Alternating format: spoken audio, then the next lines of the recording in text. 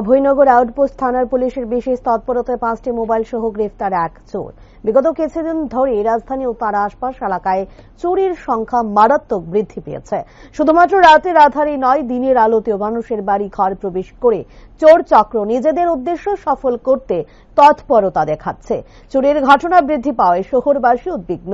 রাজধানীর বিভিন্ন স্থানে চুরির ঘটনা সংঘটিত হওয়ার পর শহরের বিভিন্ন থানাতে বেশ কিছু সংখ্যক মামলা নথিভুক্ত হওয়ার পর পুলিশ তৎপরতার সাথে এই সকল ঘটনার তদন্ত শুরু করে। বৃহস্পতিবার 5টি মোবাইল সহ পুলিশ চোর চক্রের এক পান্ডাকে গ্রেফতার করতে সক্ষম হয়। এদিকে সাক্ষাতে এনসিসি থানার ওসি পরিতোষ দাস জানান, জিবি হাসপাতাল থেকে একটি ল্যাপটপ চুরির ঘটনায় তদন্তে নামে 18 আগস্ট এক ব্যক্তিকে গ্রেফতারের পর তাকে জিজ্ঞাসাবাদ চালিয়ে তার সহযোগীর সন্ধান পায় পুলিশ এবং বৃহস্পতিবার সকালে দ্বিতীয় ব্যক্তিকে গ্রেফতারের পর তার অধীনে থাকা 5টি মোবাইল ফোন উদ্ধার করে পুলিশ।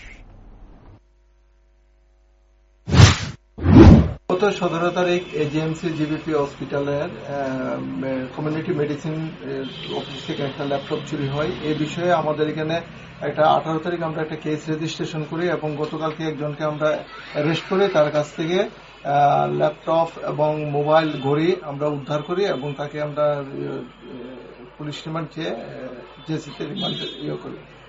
আজকে তদন্তে নেমে এসআই সুপন দাস আর এসআই জয়নাল হোসেন তার সহযোগিতা যে ছিল অ্যাসোসিয়েটস, তাকে আজকে আমরা অ্যারেস্ট করতে সক্ষম হয়েছি এবং তার কাছ থেকে টোটাল আমরা 5টা মোবাইল উদ্ধার করতে সক্ষম হয়েছি এবং এই মোবাইলটি আমরা তদন্ত করে দেখেছি গত 31/7/2024 তারিখ রাত্রেবেলা যে পিজি গার্লস হোস্টেল থেকে যে ডক্টরের একটা মোবাইল চুরি করে নেওয়া হয়েছিল, এই মোবাইলটা আমরা উদ্ধার করতে সক্ষম হয়েছি এবং আজকে তাকে আমরা আদালতে প্রেরণ করব। আর কি কেউ জড়িত রয়েছে?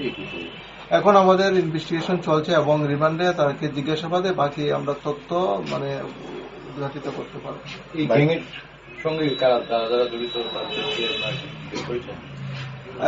না, এই চুরির জিনিসগুলি কার এখনো আমরা আইডেন্টিফিকেশন করতে পারিনি। আমরা মোবাইলগুলি অ্যানালাইসিস করছি, অ্যানালাইসিস করে যে প্রপার যে অ্যাকচুয়াল ওনার তাদেরকে আমরা নোটিশ করবো এবং পরবর্তী সময় আমরা এটা তদন্তে নিয়ে আসবো। তারা কি আগেও এই সমস্ত কর্মকাণ্ডের সঙ্গে জড়িত ছিল না নতুন ভাবে?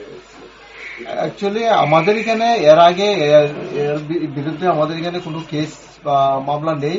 আমরা এখন তদন্ত নেমে দেখতে পেরেছি তার কাছ থেকে যে টোটাল 5টা মোবাইল উদ্ধার করতে পেরেছি এবং 5টা মোবাইলে জিজ্ঞাসাবাদে সে জানালো এই মোবাইলগুলি তার নিজের না, সে বিভিন্ন জায়গা থেকে চুরি করে নিয়ে আসছে।